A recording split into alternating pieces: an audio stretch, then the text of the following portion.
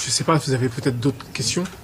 Pour les parlementaires notamment, parce que visiblement certains de vos confrères aux 4 colonnes disent que la présidente aurait changé d'avis et qu'il y aurait bien une minute de silence. Est-ce que vous-même vous avez ces infos ou pas? On n'a pas nos téléphones. On avait coupé nos téléphones pour écouter. Nous, en tout cas, en ce qui nous concerne, puisqu'on est avec vous, on n'a toujours pas l'info.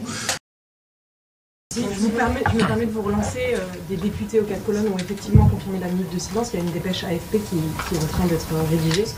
Ce serait À la bonne heure. important d'avoir une réaction. Ami? Alors, la réaction qui s'y est, c'est de dire que la présidente de l'Assemblée nationale est revenue à la raison, tout simplement. Vous savez, on n'est pas venu quémander. On demande juste que justice soit faite. Et ça, c'est quelque chose de tout à fait normal. Donc on n'est pas là pour dire merci ou quoi que ce soit. Cette minute de silence, c'est juste normal qu'elle ait lieu. Voilà, pour les raisons que nous avions déjà évoquées. Et il était indigne de la France que cette minute de silence n'ait pas lieu. Voilà. Simplement, vous ajouterez que nous remercions en tout cas ces députés progressistes qui nous ont reçus. Tout à fait.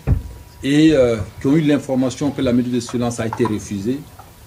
Et je suis sûr et certain que leur pression a permis ce changement de pied de la présidente. Et la pression paye. L'union de pression paye. Ben, on regrette fondamentalement et on ne le comprend pas pourquoi la présidente a refusé cette minute de silence. On ne le comprend pas.